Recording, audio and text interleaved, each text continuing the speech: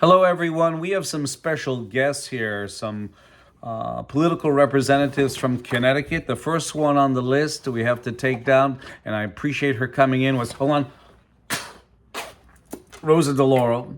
A lot of dust on her. She's been in office too long. She is Congresswoman Rosa DeLauro from Connecticut.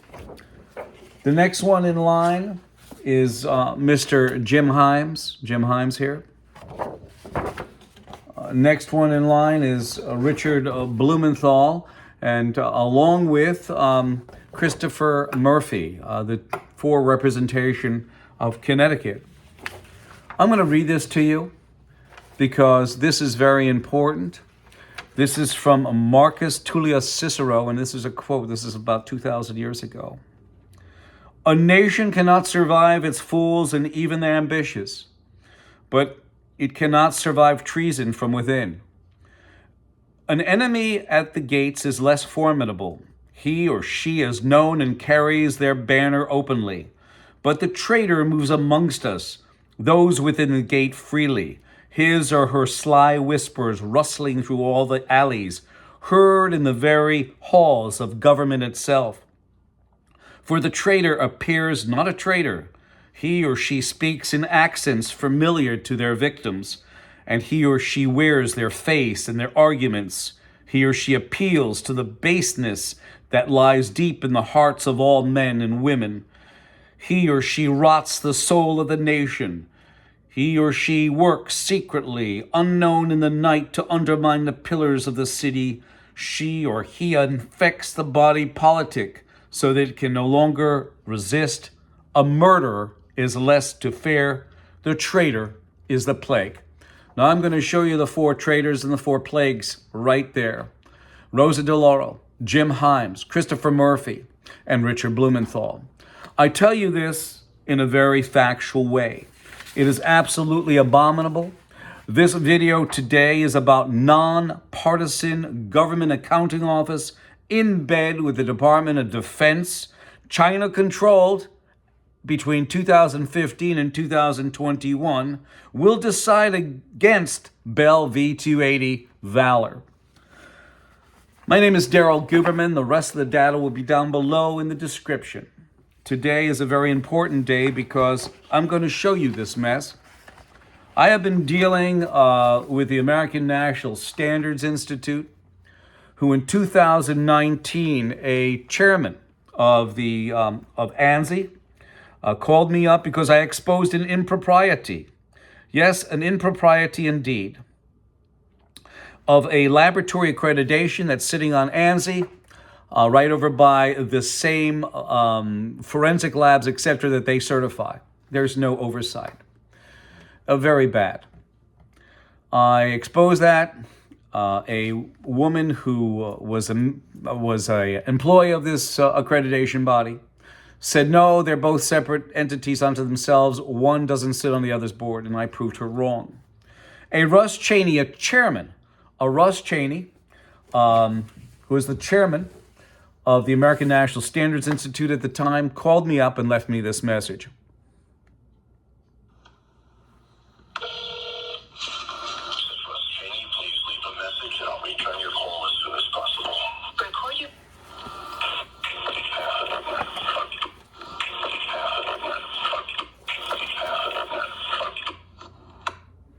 Yes, he said that. Have a nut, fuck you. And at the time, he was making $356,000 as a royalty payment, which means non-taxable, plus running his own business. In 2022, June of 2022, I applied for the director at large, thinking that I could clean up that mess, that mission statement of half a nut, fuck you. Because you have organizations and corporations like Lockheed Martin, for example, who have people who sit on the board of ANSI. You have Lockheed itself, the corporation, with Jim Tassett. You have David Calhoun of Boeing sitting on ANSI and also sitting on ANAB. And they sit on the ANAB's board that can grant, suspend, and withdraw certification. Unbelievable. So I applied. There was a 54-page document I put in. I usually have the saying behind me, but today I decided to tell you verbally. Yes, 54 pages. If you want a copy of this, I'll gladly send it to you. I'll gladly send you my bio. The bio contains just about all my history and education and 16 letters of recommendation from my customers. They also sent me a package, of course. They sent me a package. Joe Bathia, the CEO, said, welcome aboard. Thank you for applying for a director at large. Here's some links. And the links all brought you to the code of conduct, where Russ Cheney broke every law going, as far as the code of conduct.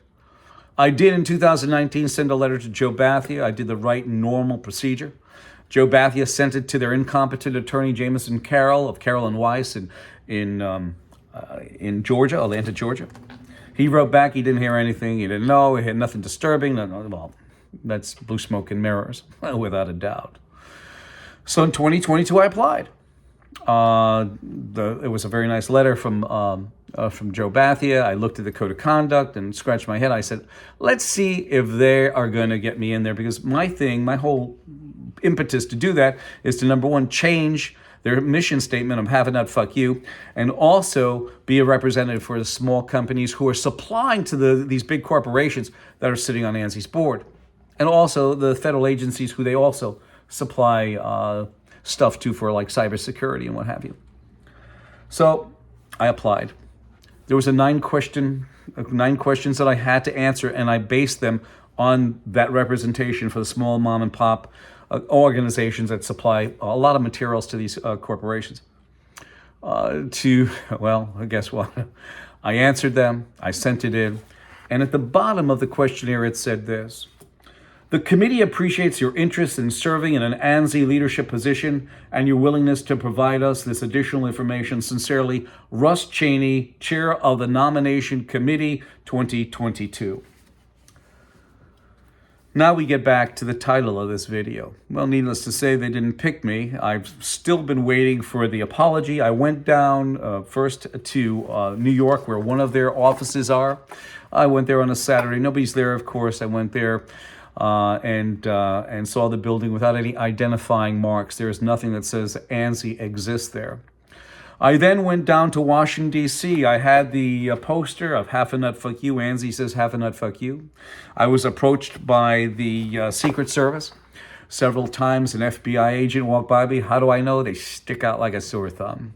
In fact, a woman came up to me and started questioning me about what I was doing, and she was probably part of that contingency of the Federal Bureau of Investigation. But we stood out there. When we go to any place, my fellow citizens, my business friends, and my associates and my customers, we study that 3-4 weeks beforehand, a month, and to ensure that we are doing everything right. Because even though we are in America, Washington, D.C., as with any other place in the United States, is a foreign country. They have different rules and regulations. So we followed it. One of the police officers who grabbed my license and went inside the building, where it was on L Street, Northwest Washington at 1899 is the building, without any identifying marks. She came out, she gave me back my license. She said, can I ask you, who do you represent? I said, who do I represent? I'm only representing myself because nobody else showed up. Because you know something? Most people don't know about this, but ANSI affects our daily way of life. Everything that we do. From your car that you drive, to the light that you turn on, to the TV set, to the radio, to the train you take, the plane you fly in, they affect everything. And most of it is not good. And I have the proof. I would not do these videos if I didn't have the proof. I've been up against this mess since we began in 2011 and 2012, when we were asked to split our company in two. We even got sued by one of their henchmen, or one of their shills, as we say, and I won that too. I have the information. You have some of the senior leaders of ANAB who said, I know him best. He is a force to be reckoned with.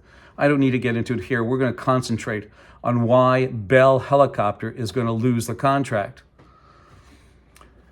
Well, again, nonpartisan government accounting office in bed with the Department of Defense that was controlled by China between 2015 and 2021 will decide against Bell V-280 Valor. The GAO will do that. They put it on hold, so everybody got all happy that Bell won it, but in the reality, I already knew that they were going to lose it. On top of that, The CEO, Mr. Donnelly from Textron, has already put in their SEC report saying basically to tell the shareholders not to purchase Bell because it may be a role reversal. At that level, they have their little spider webs out and they're listening what's happening.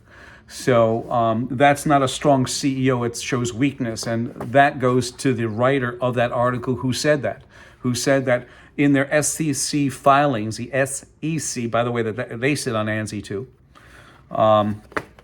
They were sitting on ANSI between 2015 and 21 when ANSI sat on the IAF, controlled and influenced by Communist China. So what happened was there's issues. There's issues with this mess. And I bring this up because I believe in integrity, honesty, and the truth. And if you play the game the right way, you'll make more profit. So many people play it the wrong way, and they're making it, and eventually they get caught. So in 2015, the International Accreditation Forum, which holds all the accreditation bodies, both foreign and domestic, meaning ANSI-ASQ-ANAB. I was asked in 2016 to join either ANAB or IF, but I could not do that because the IF was controlled by Communist China from 2015 to 21. So I said, no, thank you, but no thank you. In 2013, I gave a speech at the American Society for Quality where a Mr. David Levy, a Region 3 director of the American Society for Quality, and at that time, the American Society for Quality and the American National Standard Institute owned ANAB, the American National Accrediting Board, 50-50. So he gave me 50%. And then a Randy Dodry, who was a technical advisor in 2016, gave me a thumbs up and said you could join. So they all basically knew I was doing, and I was doing the right thing. And on the International Standards Organization, ISO, it does not say anything accredited or unaccredited. It makes no difference, and we are accredited. So what happened is this: is that the GAO was handed this mess. And they say the GAO is nonpartisan. Hold on a sec. They're part of the government. The DOD sits on ANSI. Here we go. So in 2015, the International Accreditation Forum was handed over to a Chinese national, Zhao Jinwu, who is also the chief executive of the China National Accreditation Services in Beijing, China. And he was standing in Wuhan, China in 2017, handing over an ISO 17025 certification for laboratory. He's been involved with our quality since 1994, and doesn't anybody in our government have any clue? Probably not. The Department of Defense was being controlled and manipulated. They were being hacked and taken data all that time, and we have that data as far as how much information that they took from the Department of Defense. Problematic. That's why I said that Bell will lose, because this is the actual little chart here that I made that shows you Boeing and Lockheed Martin, federal agencies and corporations on board. And who sits there too? The DOD, as I showed you, on ANSI's board. In 2009, Lockheed Martin gets hacked by Sikorsky. Lockheed Martin gets hacked by China in 2009. They can't get their shit together when it comes to cybersecurity. They never could. In a computer world that we're living in, it's very difficult to put up firewalls, this, that, the other. When you hear cybersecurity, it's like hearing the word robust and transparency. That's all I'm going to say. When you hear robust, it's probably a failure, more than likely. And when you hear transparency, is as murky can get. So they got hacked. In 2013, actually 2012 will go, Sikorsky Aircraft got hacked, a division of United Technologies. They too sit on ANSI. They're taking the Black Hawk, etc. People ask me all the time, Daryl, how do you know they got hacked? Blah, blah, blah. Well, here it is. This shows you the F-35, and this shows you the China version. This shows you the Black Hawk, and this shows you the Chinese Black Hawk. Yes, the data was taken. That was 2012. 2013, a collaboration happened between Lockheed and Bell Helicopter for the V-280 Valor in 2013. What happened is, I guess there was a little bit of a breakup because, Lockheed was looking and eyeing Sikorsky Aircraft to purchase. So they split their ways, but that nevertheless, they had to split technology. They had to share blueprints. They had to share technology between Lockheed and Bell. What happened is, again, I am sure that the Chinese hacked, because they had an open corridor, they hacked Lockheed taking the V-280 Valor. How do we know this? There was most recently an exposition in China for military goods, and sitting there was the V-280 Valor and the Defiant SB-1 from Lockheed Sikorsky and Boeing, and you had the Valor V-280 from Bell were sitting there. Not the same designation, just like as I showed you. You don't see UH-60A there or F-35 there. A different designation, but it's the same aircraft. Yes, so it's been taken. By the way, for that technology, the Defiant SB-1, if you look up Sikorsky S-69, it is a very same type of platform in construct. The only difference is that that aircraft was made in 1973.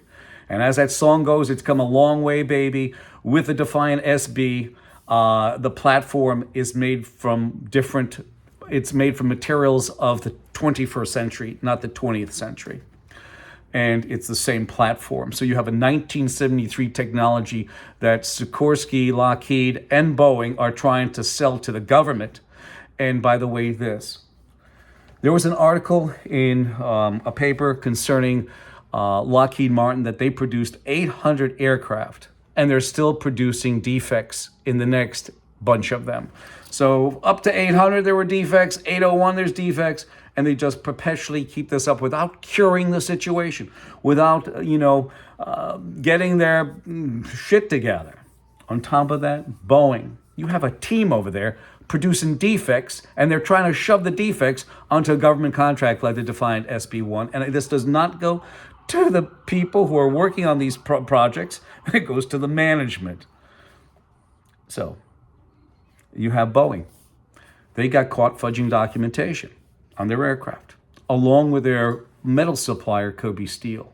And Kobe just didn't supply it to Boeing. They supplied it to a lot of other aerospace companies who went undercover after. Those are big exposing organizations with Boeing, of course. But the simple fact is fudging documentation.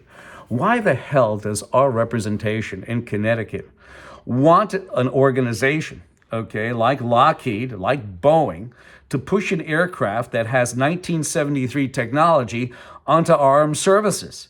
We want upgraded stuff. So, anyway. The final thing is this.